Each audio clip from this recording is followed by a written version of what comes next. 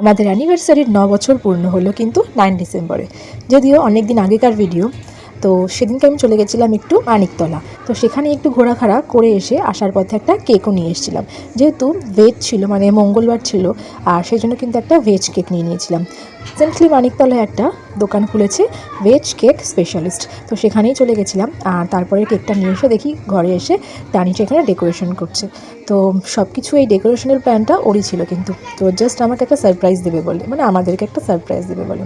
তো সেই উপলক্ষে দেখো একটু বাড়ি এসে বাড়ির সব বাচ্চা কাচ্চারা মিলে একসাথে কেক কাটিং করছিল। আর আমার হাতে যে কেকটা আছে সেটা কিন্তু পুরো সুজি দিয়ে বানানো। এটা আমাকে মানে একটা সারপ্রাইজ গিফট কিন্তু এই ডেকোরেশন করে, আর এই সুজির কেকটা কিন্তু আমাকে তানিশা গিফট করে। তো সেই উপলক্ষে দেখো সবাই মিলে বসে পড়েছি। আর আমরা যেহেতু মানে হঠাৎ করে আগের 2 বছর আমরা ছিলাম, 1 বছর অযোধ্যা, 1 বছর পুরী। তো সেই উপলক্ষে কিন্তু 2 বছর আমরা কেক কাটিং করতে পারিনি।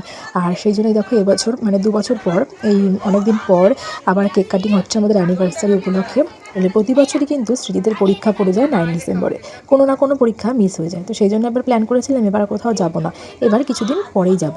তো সেই উপলক্ষে আমরা কিন্তু 11 তারিখ টিকিটটা কাটি, মানে সিকিম যাওয়ার টিকিটটা। তো এই ছিল কিন্তু আমাদের একটা সুন্দর মুহূর্ত, যেটা আমি তোমাদের সঙ্গে শেয়ার করলাম। তো এরপর আর কোনো খাওয়া দাওয়ার অ্যারেঞ্জমেন্ট হয়নি, যেহেতু ভেজ ছিল আর সেরকম কোনো প্ল্যানও ছিল না। তো এই ছিল কিন্তু আমাদের 9 বছর পূর্ণর একটা সুন্দর মুহূর্ত। তো চলো আজকের মতো টাটা, দেখা হবে নেক্সট ভিডিও।